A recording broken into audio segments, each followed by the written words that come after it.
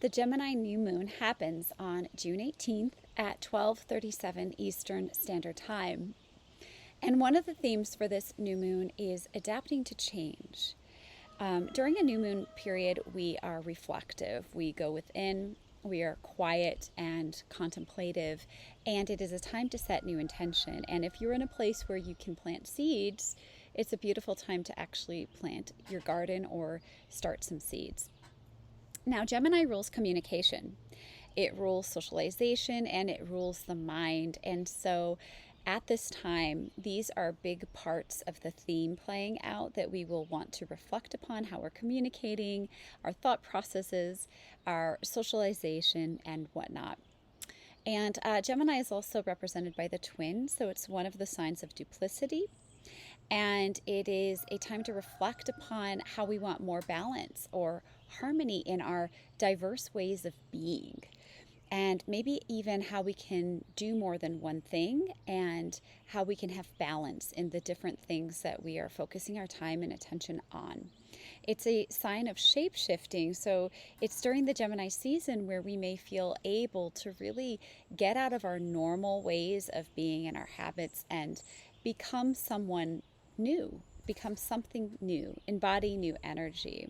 And so during this new moon, these are areas that we might want to reflect upon making our intention around. Emphasizing even more this dualism in Gemini is the Sabian symbol of a gypsy coming out of the forest. It speaks to paradox, and it speaks to the need for us to expand in order for us to experience more and step outside of a comfort zone. It speaks to what it takes for us to expand and to adapt. And it speaks to us becoming more sophisticated.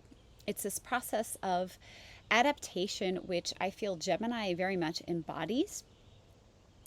And it also is asking us to consider what it is we need to leave behind in order for us to move forward, and what it is we'll take with us. Perhaps we'll continue to stay a gypsy at heart. I certainly hope so, and maintain some form of our freedom. But we have to stay mutable. Gemini is a mutable sign, and be willing to bend in order to straddle both worlds and to move forward. Again, so Gemini is this mutable sign, and this particular new moon will be affecting all the mutable signs. So that's Gemini, Sagittarius, Virgo, and Pisces. So you can look to these energies in your chart to understand more of where you will be feeling this particular new moon. These mutable signs are all about adaptability, flow, and change. It's about being flexible. And this new moon very much is speaking to how can we be flexible. We have a lot of energy around what we need to let go of and be flexible around in order for us to grow, as Jupiter is conjunct the North Node. We're looking at our new beliefs versus our old beliefs, seeing where they merge, seeing where we need to release the old in order to step into the new. And Neptune, another mutable sign that's also representing the dualism that we see in the Gemini sign, because it's the two fish. Neptune is making a big role in this particular chart. It is squaring the moon and the sun. And again, with this square of Neptune, we look at ways that we may be dissolving and ways we may be becoming. Pisces is a sign of compassion, and it merging with Gemini, the sign of communication, it's asking us to consider how we can have more thoughtful, compassionate communication. How we can know and better gauge when it is we need to say something and when we maybe need to be silent. Pisces is all about tuning into those spaces, those internal spaces, what lies below the surface.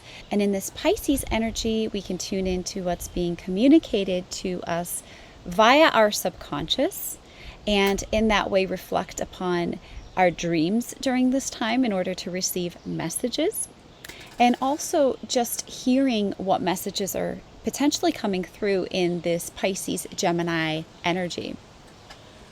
So it's a good time to ask yourself, what are you picking up on? What are you hearing? What are you sensing that is coming through as a message for you. Neptune is also sextiling Pluto. This is transformation energy, and it further echoes these messages of change and what needs to be left behind. And Neptune is also sextiling Uranus, so we could get very sudden messages and sudden inspiration in this particular energy. We also want to look to Mercury and what Mercury is doing in this chart, as Mercury is the ruler of Gemini and therefore the ruler of this new moon. At this time, we have a beautiful sextile between Mercury and Venus and Mars, who are together in the sign of Leo. This could, in the sign of Leo, be romantic communication, communication being what Mercury would bring to the picture.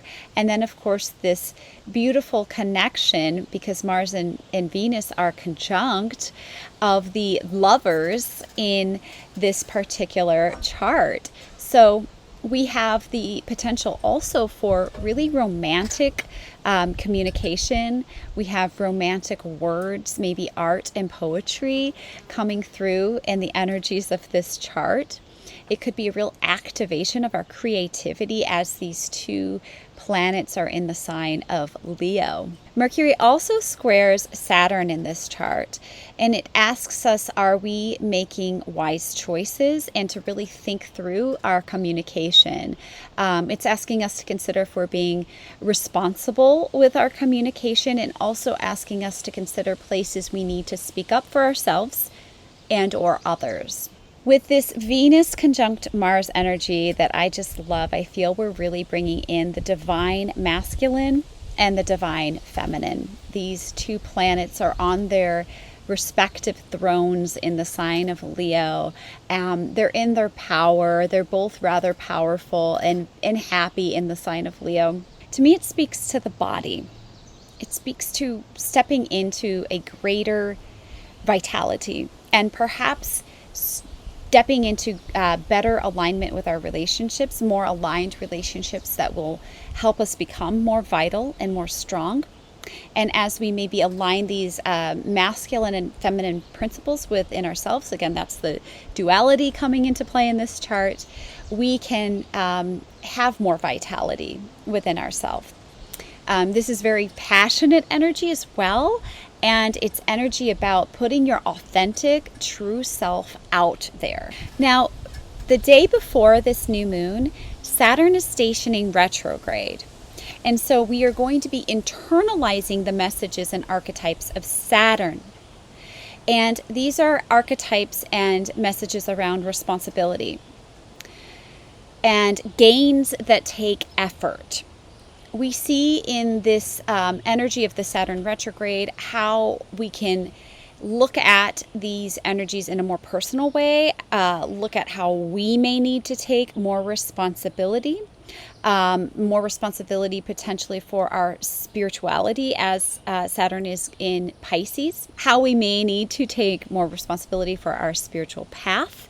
And we may during this time really need to review this as Saturn is retrograde. The sun and moon are both squaring Saturn in this energy, and that's further creating a bridge to the Pisces energy as Saturn is in Pisces. So these two signs, Gemini and Pisces, are quite linked throughout the new moon chart. As the sun and the moon are in a square to Saturn during this chart, we are seeing how we can personally take more responsibility for our spiritual expansion, how we're at the helm and taking a strong role in our expansion, how we're responsible for guiding this expansion, maybe how we haven't been super responsible for that in the past, but maybe how we can do that differently now. And the more that we can be deliberate and conscious in what we are creating, the better outcome will be in store for us. Thank you guys so much for joining me for this New Moon in Gemini video.